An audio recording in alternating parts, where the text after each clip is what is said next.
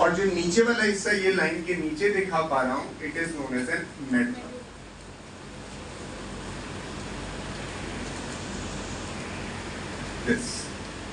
तो जो नेफ्रॉन है इसका कुछ पार्ट कॉर्टेक्स में होगा और कुछ पार्ट मेडुला में। तो पहले हम तय करें कि हमारा नेफ्रॉन होता कैसा है। तो जब भी आप नेफ्रॉन की बात करोगे तो नेफ्रॉन में दो पार्ट होंगे। Yes, it is made up of two part. पहला हिस्सा कहलाता है ग्लोमेरुलस और दूसरा हिस्सा कहलाता है दैट इज रीनल टिब्यूल। थोड़ा सा कंफ्यूजन यहाँ पर आ जाता है, लोग रीनल टिब्यूल को यूरिनिफेरस टिब्यूल कहते हैं क्योंकि लोगों को लगता है यूरिनिफेरस टिब्यूल कहाँ पर होता है, किडनी में होता है।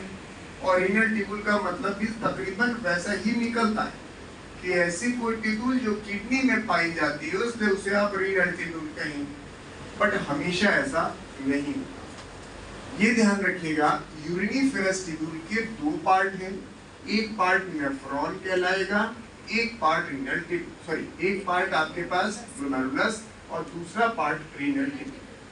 अभी मैं इसको फिर बांट दूं, जो रीनल टिब्यूल है इसके हमारे पास चार पार्ट हो गए। पहला पार्ट कहलाएगा बाउमेन्स कैप्सूल, बाउमेन्स कैप्सूल। दूसरा पार्ट कहलाएगा प्रॉक्सिमल कॉन्वोल्यूटेड टिब्यूल। अब इतना बड़ा नाम बार बार तो बोलेंगे नहीं, तो हम बोलेंगे PCT। फिर तीसरा नाम कहलाएगा loop of Henley.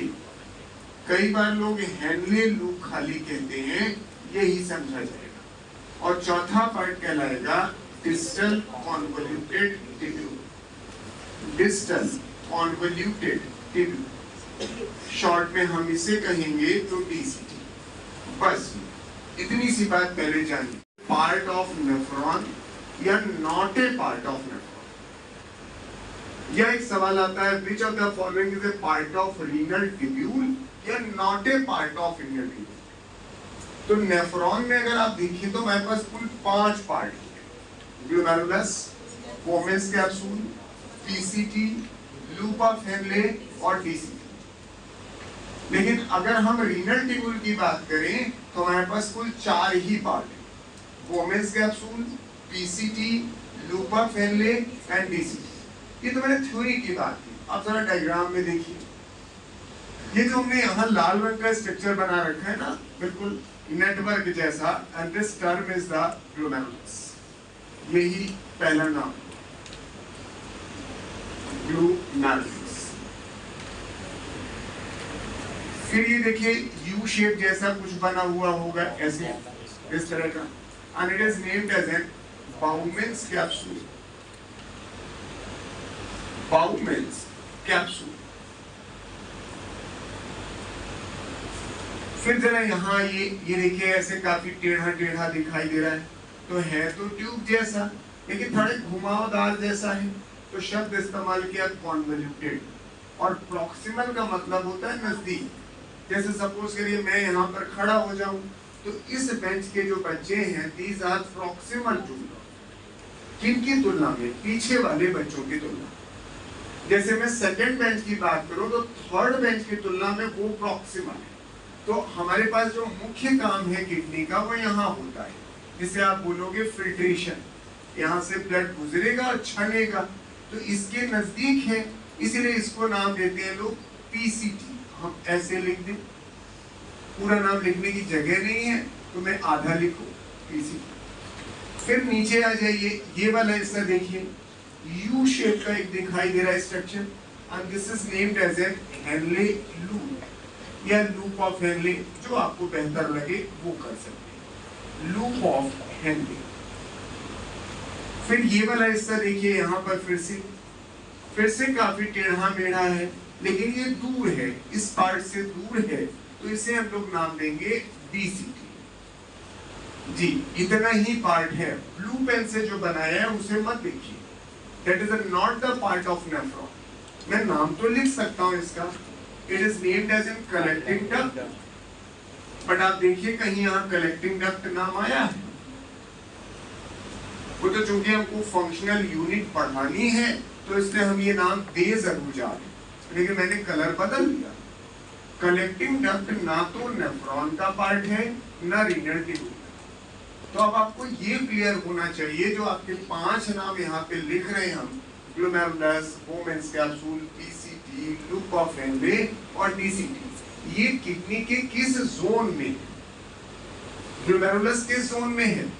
Cortex. Bowman's capsule cortex, PCT and DCT सिर्फ लूप ऑफ हेनले आप देखें, that is present in the medal. हाँ, ये बात है, कलेक्टिंग डक्ट वाला हिस्सा नेफ्रॉन का हिस्सा नहीं है, रीनल ट्यूब्यूल का हिस्सा नहीं है, फिर भी लोग पूछते हैं कि collecting duct is a part of cortex या मेडुला।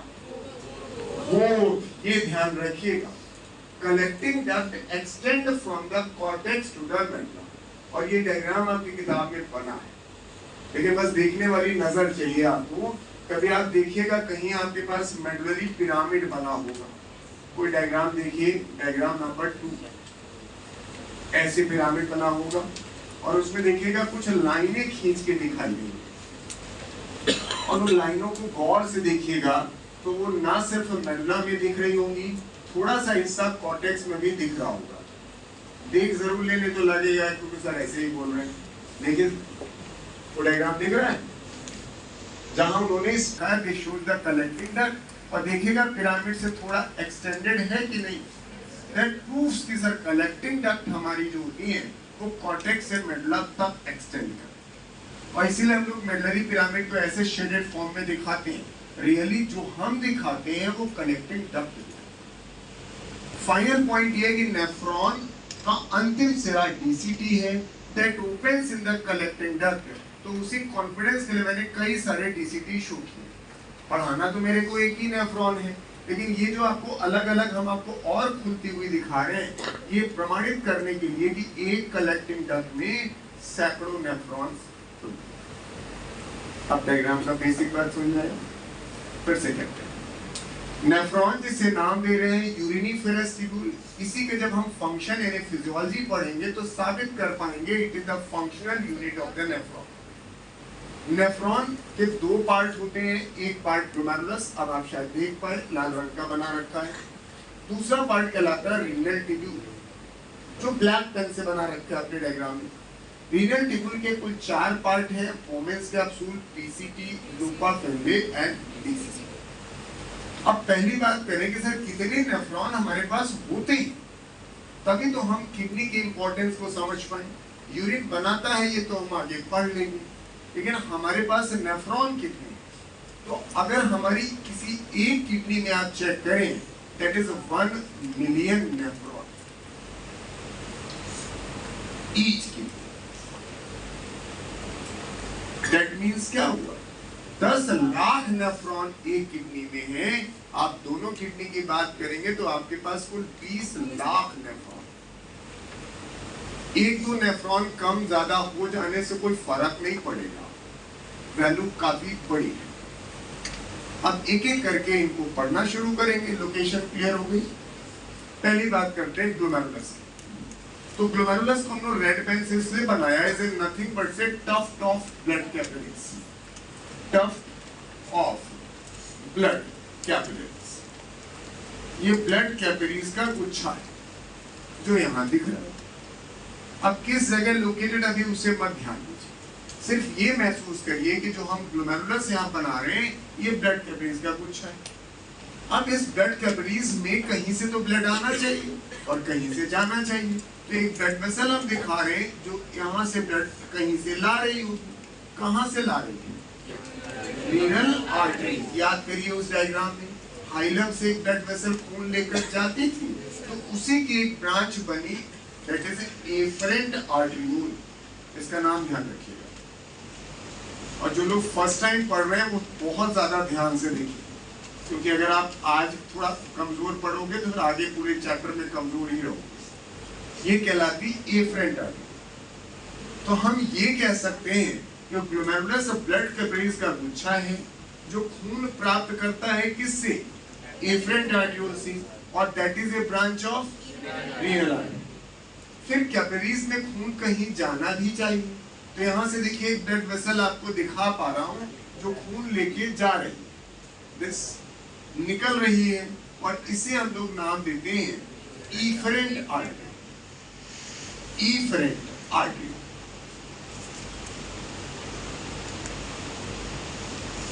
और बहुत सिंपल सा क्वेश्चन है, तो glomerulus receives blood by efferent and glomerulus का blood is drained by efferent। अब ए और ई कई बार कंफ्यूजन होता है, तो इसलिए ई शब्द का मतलब एग्जिट से रखिएगा, जो ई है दैट मींस एग्जिट। आगे भी मैं आपको नर्व फाइबर जब पढ़ाऊंगा तब भी बोलूंगा एफरेंट नर्व फाइबर जो लाते होंगे और इफरेंट जो ले जाते। तो एफरेंट का मतलब आना और इफरेंट एग्जिट से जाना। अब सेंटेंस पूरा कर दो कि हमारा जो ग्लोमेरुलस है that is a tuft of blood capillaries which receives the blood by the efferent artery and drained by efferent artery। एक और चीज गौर करिए, जो एफरेंट आर्ट्रियोल है वो थोड़ी मोटाली बनी है, होती ऐसे इतनी मोटा सा ल्यूमेन होता है, और जो इफरेंट है वो नैरो ल्यूमेन। लेकिन इस चौड़ा या पतला ल्यूमेन होने का मतलब वेन और मत समझ लीजिएगा, हैं दोनों आर्टरी, और ये जीवन में आप पहली बार पढ़ रहे, ये भी जानिए, ध्यान कभी दिया नहीं आपने, मैं बताऊंगा आपने क्या पढ़ा है।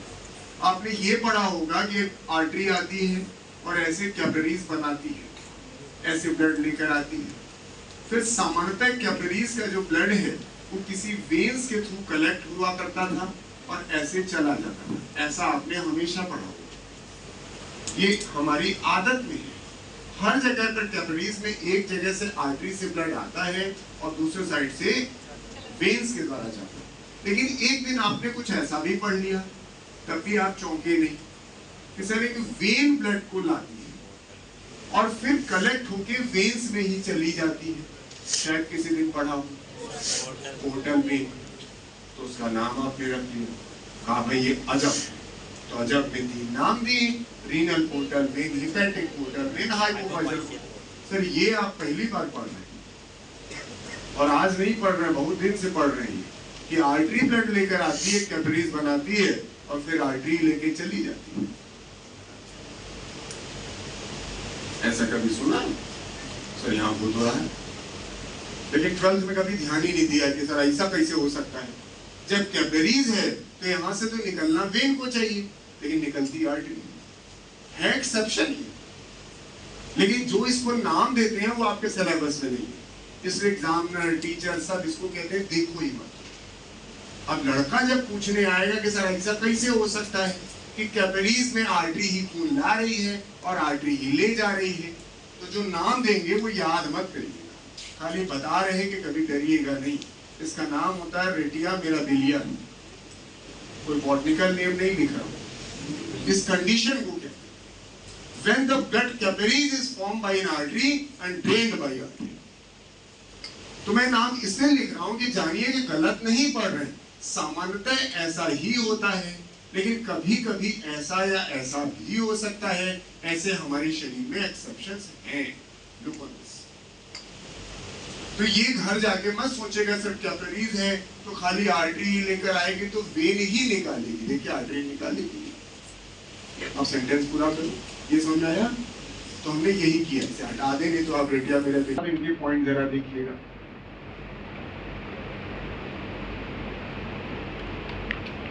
Receive blood from efferent artery, efferent artery,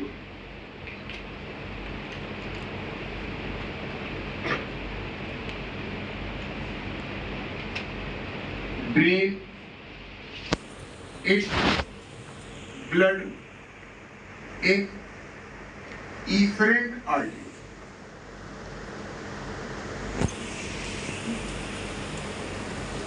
देखा, अब इसको यहां भी देखिएगा जो दिखाया था, जो हमारी एफरेंट आर्ट्रियूल है इसका ल्यूमेन चौड़ा है, वाइडर, और इसका बड़ा रोल होगा जब फंक्शन हम आपको पढ़ाएंगे।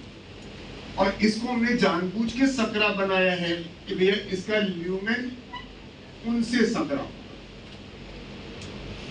देखिए कोई चीज दुनिया में छोटी नहीं है, जब कोई बगल में आके खड़ा हो जाता है तब हम छोटे हो जाते हैं। जैसे ये उंगली हमारी छोटी थोड़ी ना, इट्स अ बिग, अब सब छोटी। इसलिए दुनिया में ना कोई बड़ा है ना कोई छोटा है। जब हम तुलना करना शुरू करते हैं तब ये शब्द आने शुरू। वैसे ही बात यहाँ पे, ना कोई वाइडर है ना नैरो। अगर मैंने इसको वाइडर बोला है तो इसकी तुलना में बोला है, और इसे नैरो बोला है तो इसकी तुलना में।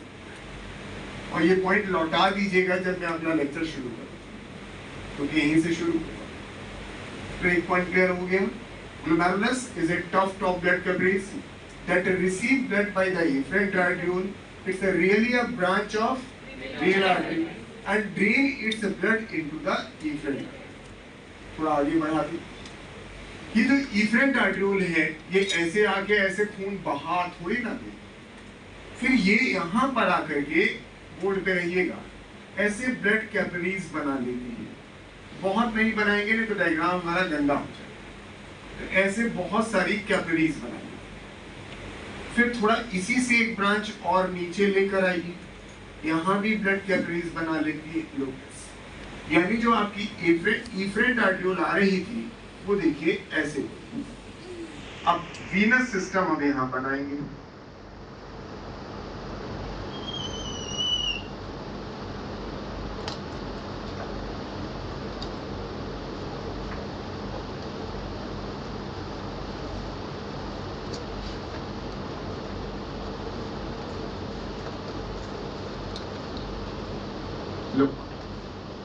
जो इफरेंट आर्ट्रियोल डायग्राम समय के साथ गंदा होता जाएगा, इसलिए बोर्ड पे लगातार देखते रहिए। जो इफरेंट आर्ट्रियोल आ रही थी वो नीचे आकर के कैपिलरीज का उसने नेटवर्क बनाया, और टिपिकल जो होना चाहिए आर्टरीज ने बनाया और वेन्स ने कलेक्ट कर लिया। और यही वेन आगे चल करके रीनल वेन के फॉर्म में बाहर निकल जाएगी। ब्लड लेकर कौन जाएगा? Renal vein. पहला डायग्राम याद करिए, खून लेकर आप आते थे रीनल आर्टरी से, लेकर जाओगे वेन से। तो ये जो आपकी इफरेंट आर्ट्रियोल है, इसने दो प्रकार की कैपिलरीज बनाई। एक कैपिलरीज का नेटवर्क पीसीटी और डीसीटी को घेरे हुए है। कुछ तो दिख रहा होगा ना, बहुत घेर देंगे तो फिर कुछ नहीं दिखेगा। और एक कैपिलरीज का नेटवर्क नीचे लटक गया है लूप ऑफ हेनले के घेरे हुए। तो जो इफरेंट आर्ट्रियोल है उसने दो प्रकार की ब्लड कैपिलरीज बनाई है। एक ये वाली कैपिलरीज है, लोग ये जो घना सा दिख रहा है, तो मैं इसका नाम इधर लिख दूं, ये उधर वाली में भी रहिएगा। इसे हम लोग कहते हैं पेरी ट्यूबुलर कैपिलरीज। ये पेरी ट्यूबुलर कैपिलरीज ये भी है, देखिए इसको तो और गंदा गंदा सा होने लगे। और ये यहाँ पर आपके पास ये लाल हरा जो बना रखा है, it is technically named as vasa recta. तो डायग्राम में फिर देखिए, जो इफरेंट आर्ट्रियोल यहां से निकल रही है, and that form the two types of the blood capillary network. एक कैपिलरी नेटवर्क उसने पीसीटी और डीसीटी के चारों तरफ बनाया है, and that is the peri tubular. Peri का मतलब पेरीफेरी, जो ट्यूब्यूल था, ट्यूब्यूल कौन था? पीसीटी और डीसीटी। दूसरा उसने बनाया vasa recta, that forms the network around the loop of Henle. जब पहली बार सवाल आया 2006 या 7 में कि वासा रेक्टा इज फाउंड इन, तो कुछ बच्चों का दिमाग बहुत तेज चला, उनको लगा रेक्टा का मतलब रेक्टम, तो उनका कुछ ना हो रेक्टम में पाई जाती। तो कभी कभी सेटिंग से हमारे सवाल गलत भी होते। रेक्टा का मतलब रेक्टम नहीं, जाल होता है, नेट। वासा का मतलब ब्लड वेसल और रेक्टा का मतलब नेटवर्क, तो ब्लड वेसल का नेटवर्क। यही पॉइंट हम वहां शो कर दें। जो हमारी इफरेंट आर्ट्रियोल है, हम ऐसे लिख दे रहे हैं, forms blood capillary network, blood capillary network. कैसे कैसे दो प्रकार की बनाने की बात कर रहे हैं। नंबर 1 का नाम है पेरीट्यूबुलर कैपिलरीज, दूसरे का नाम है दैट इज वासा रेक्टा, और दोनों के बारे में बता दें। पेरीट्यूबुलर कैपिलरीज कहां पर है? That is around, yes, PCT है, पीसीटी। एक को लाइन खाइएगा नहीं, सब मेरी लाइनें लौटानी पड़ेगी। वासा रेक्टा कह रहे हैं it is around loop of Henley, around loop of Henley या हेनले लूप लिखे, दोनों चलता है। तो जी खत्म हो गई मेरी बात, ग्लोमेरुलस पूरा हो गया। आपने कहा हमारी नेफ्रॉन का जो पहला पार्ट है वो ग्लोमेरुलस है, दूसरा अभी हमने शुरू ही नहीं किया, रीनल टिश्यू। ग्लोमेरुलस में कहा ये ब्लड कैपिलरीज का नेटवर्क है जो ब्लड को रिसीव करता है एक चौड़े ल्यूमेन के द्वारा एफरेंट आर्टरियोल से। जो ब्रांच किसका है? Renal artery. इसी को देख के याद करेगा, उधर थ्योरी मत याद करिएगा, जो आपकी भाषा वो चलेगी, लेकिन डायग्राम से ही याद करिए कि ये ब्लड कैपिलरीज का नेटवर्क है जहां पे ब्लड आता है एफरेंट आर्टरियोल के द्वारा, जिसका ल्यूमेन चौड़ा दिख रहा है और वो रीनल आर्टरी की ब्रांच है। इस ग्लोमेरुलस से ब्लड जाएगा इफरेंट आर्टरियोल, ई मतलब एग्जिट, इफरेंट आर्टरियोल के द्वारा जो नैरो है, और यही इफरेंट आर्टरियोल आगे चल करके दो प्रकार का कैपिलरीज नेटवर्क बनाते हुए नजर आ रही। टिपिकल कैपिलरीज है, लाल पेन ला रही है और ग्रीन लेके चली जा रही है, ऐसा तो टिपिकल ब्लड कैपिलरीज हुआ ना, वहां थोड़ा अलग सा। तो जो पीसीटी और डीसीटी के चारों तरफ है उसे बोला पेरीट्यूबुलर कैपिलरीज, और जो आपके लूप ऑफ हेनले के चारों तरफ है उसे बोला वासा रेक्टा। Is any queries? पहला पार्ट हो गया, यस। अब दूसरा पार्ट देखिए, दूसरा पार्ट का नाम है रीनल टिब्यूल। रीनल टिब्यूल का पहला पार्ट है बाउमेन्स कैप्सूल, और इसको अगर आपको समझना है तो थोड़ा दूसरी तरफ से समझना। Cup like structure, just like this, cup जैसा। अब each cup has a 2 wall. मेरे इस कप में भी 2 वॉल हैं। अंदर देखिए ब्लैक पेन है, ब्लैक से दिख रहा, बाहर सिल्वर, उसमें मत देखिए। तो हमारे पास ये double walled cup like structure है, यही बाउमेन्स कैप्सूल है। लेकिन किस्मत से ये अंदर से बंद है, इसको खोल दीजिए। अब इसको अगर आप ऐसे इमेजिन करिए लाइक कि हमारा नेफ्रॉन नीचे से ऐसा, अब ऐसे नीचे मान लीजिए पूरा, और ये खुला हुआ है। तो ये डायग्राम ऐसे था नेफ्रॉन का, नीचे लूप ऑफ हेनले बना लीजिएगा, लेकिन है ये ऐसे टिपिकल टिब्यूल। लेकिन हम लोगों ने क्या किया, पढ़ने के लिए इसका सेक्शन काटा। जब हम इस कप का सेक्शन काटेंगे तो यू शेप का फ्रंट आपके सामने आएगा, इसलिए हमेशा ये यू शेप बना देते हैं, यू शेप का कभी होता नहीं। Bowman's capsule is always a cup like structure, और वर्ड बोलेंगे double walled cup like structure. और ये क्यों काट दिया आपने? क्योंकि इसी के अंदर नूडल्स भर लीजिए, थोड़े से, ज्यादा नहीं, 4-6 थ्रेड भर लीजिए। उसी नूडल्स को आप जो है ग्लोमेरुलस समझिए, तो आपको क्या दिखाई देगा? अगर 4-6 इसका नूडल भर ले तो नहीं दिखाई देगा। अगर दिखाना होगा तो हम इसका सेक्शन काटेंगे, तभी तो नूडल्स आपके सामने आएगा। इसीलिए हम लोग डायग्राम ऐसे बनाते। अब इस मॉडल को इससे इमेजिन करें कि इसी के अंदर ग्लोमेरुलस भरा हुआ है, इधर से एफरेंट आर्टरियोल आ रही है और इधर से एफरेंट चली जा रही है। इमेजिन हो रहा है? तो अब यही बोलने जा रहे हैं कि हमारी जो double walled cup like structure, this, यहाँ तो हम यहाँ लिखिए दूसरा पार्ट, बाउमेन्स कैप्सूल। ये रीनल टिब्यूल का सबसे पहला पार्ट है। इसका पॉइंट सबसे फर्स्ट है, is A double wall, double wall. दूसरा शब्द है cup like structure, cup like structure, और अगला शब्द है inclusive glomerulus. These lines should be shown here. ये दिखना चाहिए। अगर थ्योरी पे खाली रहोगे आप हेड डाउन कर, क्योंकि सिर्फ इससे पढ़िएगा, उसको हम लिख रहे हैं फॉर्मेलिटी में, कि लगे कि यहाँ थ्योरी भी है। अदरवाइज आपके भी एक कप जैसा फील आना चाहिए। डबल वॉल के लिए मैंने देखिए 2 वॉल बनानी चाहिए, एक ये आउटर वॉल, एक इनर वॉल। आगे और बनाऊंगा, अभी मैं जो इपिथेलियम बना तो, और इसी के अंदर इनक्लोज, अभी मैंने उसी कप के अंदर मैगी भरी थी, तो उसी के अंदर इनक्लोज। बस इतना ही बताना कि Bowman's capsule is the first part of the renal tubule that is a double walled cup like structure that encloses glomerulus। तो भैया इन दोनों को मिला, और इन दोनों को मिला करके एक नया नाम दे दो, उसे नाम देते हैं मैल्पिघियन बॉडी, या फिर दूसरा नाम भी है रीनल कार्पसल। मैल्पिघियन बॉडी कह दें या कह दें रीनल कार्पसल। आप चाहे तो मैल्पिघियन कार्पसल भी कह दीजिएगा तो भी चलेगा, दैट इज कार्पसल। लेकिन मैल्पिघियन टिब्यूल मत कहिए, क्योंकि मैल्पिघियन टिब्यूल एक्सक्रीटरी स्ट्रक्चर हमारे में नहीं है। That was a feature of class insecta, cockroach. बस कहीं ऐसा ना हो जल्दी से गलत।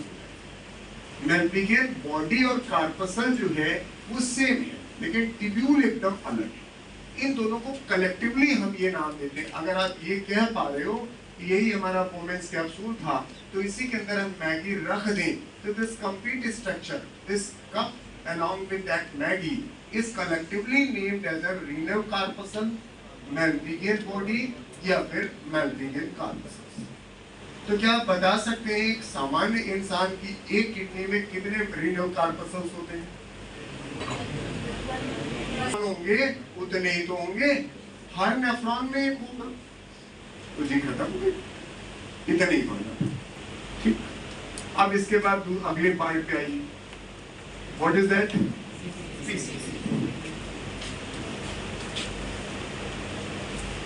PCT.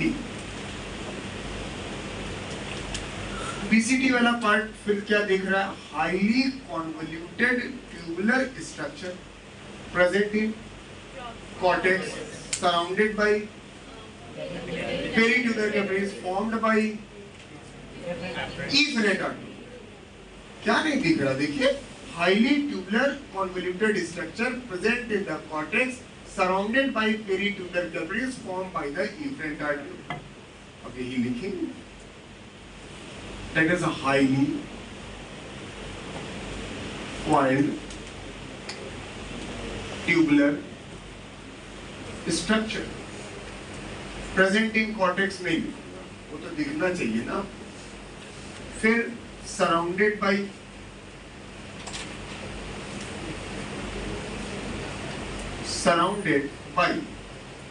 peritubular capillaries। अब ये आप जानो किसने बनाया पेरिट्यूबुलर कैपिलरीज? ऊपर लिखा तो है efferent artery। अब ये बात कई बच्चे गलत करते हैं, आपको विश्वास नहीं होगा, क्योंकि बच्चा efferent और efferent बिना जो है ना आंख खोले जाते। एक बार आप डायग्राम में ध्यान रखेंगे, लाने वाली efferent है, ले जाने वाली efferent है, तो कभी गलत नहीं। लेकिन बिना डायग्राम के आंखें बंद करके ऐसे याद करेंगे तो संभावना है कब ए ई बन जाए। इसीलिए इतने सरल सवाल भी पूछे जाते हैं कि जो एकदम रटा हुआ बच्चा बैठा हुए हैं उसको कैसे हम सेग्रीगेट करेंगे। तो पेरिट्यूबुलर कैपिलरीज हमेशा efferent बनाती, कभी efferent नहीं बनाती। ये खत्म हो गया PCT। फिर अगला शब्द है लूप ऑफ हेनले, ये हेनले लूप। इधर लूप ऑफ हेनले,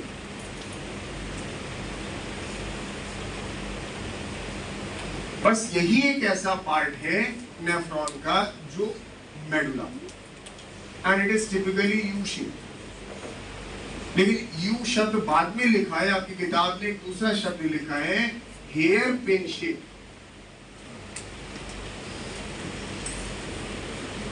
अब आप हेयर पिन अगर ढूंढोगे तो आज की डेट में बहुत तरह की हेयर पिन आई, लेकिन एकदम पुरानी कन्वेंशनल हेयर पिन जो बालों में पता नहीं चलती, काले रंग की होती है, लड़कियां बेहतर समझ सकती हैं, तो ऐसी एक पिन जो कई सारी पिन लगाए रहती हैं अपने बालों में और पता भी नहीं चलता है, तो क्लिप नहीं कह रहा है, पिन कह रहा है।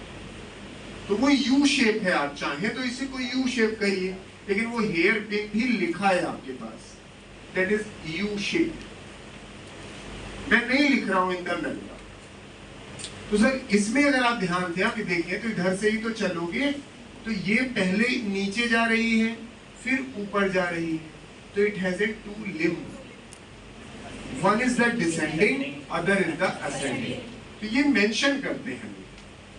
अब मेरे पास जगह बहुत कम बच रही है, इसे नाम दिया मैंने डिसेंडिंग लिम्ब और इसे नाम दिया ascending limb.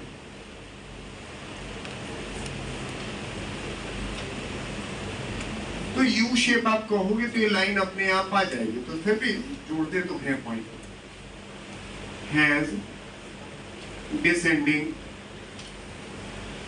And ascending limb. Yes, important point बोलिए, सराउंडेड बाई वासा रेक्टा। अभी मैं फिर से मांगूंगा ये point, surrounded by vasa recta, formed by efferent arteriole. Peritubular capillaries मत कहिएगा, इफरेंट से ही हमने यहां से पेरिट्यूबुलर कैपिटरीज बनाया, उसी ने नीचे आकर के वासा रेक्टा। तो जहां लूपा फेनले होगी वासा रेक्टा वही होगा। अगर आगे चल के मैं आपसे ये कह दूं कि लूपा फेनले नहीं है, तो बिना बताए कहिएगा वासा रेक्टा भी नहीं है। यही तो मतलब निकला, जहां ये होगा वही तो वासा रेक्टा होगा। तो आगे यही पॉइंट मैं आपसे मांगूंगा कि कुछ ऐसे भी नेफ्रॉन हो सकते हैं आपके शरीर में जिसमें लूपा फेनले ना हो, तो वासा रेक्टा नहीं हो। अगर लूपा फेनले लंबी होगी तो वासा रेक्टा लंबी होगी, क्योंकि उसको सराउंड ही करना है। अब अंतिम पॉइंट डीसीटी, और ये भी एकदम वैसा ही जैसा पीसीटी लिखते थे, सेम उसी तरह के तो पॉइंट है। पॉइंट जोड़ेंगे तो फिर से लिखेंगे हम लोग highly coiled structure, highly coiled structure. दूसरा शब्द है लास्ट पार्ट ऑफ नेफ्रॉन। ये अलग से लिखना इससे हमें जरूरी लगता है। लड़का कहता है sir last part of nephron आप अपने बोर्ड पे कलेक्टिंग डक्ट बनाए थे, पूरा जब बनाए थे तो पूरा जब बनाए थे कलर नहीं बताता है, और ये भी नहीं बताता, कहता आप बताओ क्या बनाए थे। तो collecting duct is not a part of nephron, not a part of nephron.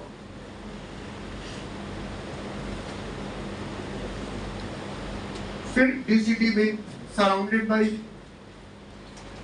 बोले surrounded by peritubular capillaries and finally opens into collecting, that's all। ये एनाटॉमी का हिस्सा। और देखिएगा जो आप वहां थ्योरी देखने की बात कर रहे हैं, एक या दो पॉइंट उधर देखने पड़ेंगे, otherwise you will get all the points here. ठीक, एक बार फिर से सुनिएगा। नेफ्रॉन जिसे हम लोग कहते हैं यूरिनिफेरस टिब्यूल, यूरिन बनाने वाली टिब्यूल, ये फंक्शनल यूनिट ऑफ किडनी कहलाती है, क्योंकि किडनी का जो काम है कि ब्लड को छानना और छान करके यूरिन बना देना, ये इन्हीं के द्वारा करता है, इसलिए इसे फंक्शनल यूनिट कहते हैं। हमारे पास नेफ्रॉन को देखें तो नेफ्रॉन हर किडनी में 1 मिलियन है, लेकिन अगर सवाल में लिखा human has how many nephron, तो 2, बस पढ़ने की देर है। नेफ्रॉन में 2 पार्ट होते हैं, एक पार्ट ग्लोमेरुलस दिस, और दूसरा पार्ट है रीनल टिब्यूल। रीनल टिब्यूल के 4 पार्ट होते हैं, वॉमेंस कैप्सूल, पीसीटी, हेनले लूप और डीसीटी। तो इसलिए इस सवाल को सावधानी पूर्वक करिएगा, कौन सा पार्ट नेफ्रॉन का है और कौन सा रीनल टिब्यूल का है। लोकेशन के साथ कौन कौन से पार्ट कॉर्टेक्स में है, कौन से पार्ट मेडुला। सिर्फ लूप ऑफ हेनले ही मेडुला में होता है, nothing else. All the part of the nephron या renal tubule are always present in the renal cortex. Glomerulus blood capillaries का नेटवर्क है जहां पर ब्लड लाया जाता है एफरेंट आर्टरियोल के द्वारा, जो रीनल आर्टरी की एक ब्रांच है। एफरेंट आर्टरियोल का ल्यूमेन चौड़ा होता है, यहां से ब्लड ले जाते हैं इफरेंट आर्टरियोल के द्वारा, जो सकरा होता है। इफरेंट आर्टरियोल आगे चल के ब्लड कैपिलरीज का नेटवर्क बना लेती है, जिसमें कुछ ब्लड कैपिलरीज का नेटवर्क पीसीटी और डीसीटी के चारों तरफ होता है, उसे कहते हैं पेरीट्यूबुलर कैपिलरीज। और एक कैपिलरीज का नेटवर्क बढ़िया सा लूप ऑफ हेनले के लिए होता है, उसे कहते हैं वासा रेक्टा। दूसरा पार्ट था आपके पास रीनल ट्यूब्यूल का। पहला part that is Bowman's capsule, तो हमने कप जैसा बनाया, कहा कप टिपिकल कप है लेकिन डबल वॉल है। वो हमारे कप में आपने देखा बाहर सिल्वर था और अंदर ब्लैक था। या आप अपने घर में कप को देखिएगा, जो बाहरी वॉल होती है फूल पत्ती उसी में बनी होती है। आप कहते हैं जो डिजाइन आप कप लेते वक्त देखते हो, वो बाहर के प्रिंट्स देखते हो, क्या अंदर भी प्रिंट होता है? अंदर प्रिंट नहीं होता, क्योंकि जब आप गैस के सामने दोगे चाय भर के ही तो दोगे, और चाय खाली होने के बाद कोई उसकी फूल पत्ती नहीं देखेगा अंदर। तो वहां पे कहते हैं आउटर वॉल पे प्रिंट है, इनर वॉल सारे कप की प्लेन, तो वो वॉल दो हैं। ये एक डायग्राम में दिखे। फिर यहाँ पर बोमेन्स कैप्सूल ऑफ ग्लोमेरुलस को मिला करके कॉमन सा शब्द देते हैं मैल्पिगियन बॉडी, या बोलेंगे रीनल कार्पसल। मैल्पिगियन बॉडी कह ले या मैल्पिगियन कार्पसल कह ले, दोनों एक ही बात। तो तीन नाम हो गए, मैल्पिगियन बॉडी, मैल्पिगियन कार्पसल या रीनल कार्पसल। मैल्पिगियन ट्यूब्यूल मत कह दीजिए। फिर पीसीटी काफी क्वाइल्ड स्ट्रक्चर है, कॉर्टेक्स में है, surrounded by the peritubular capillaries.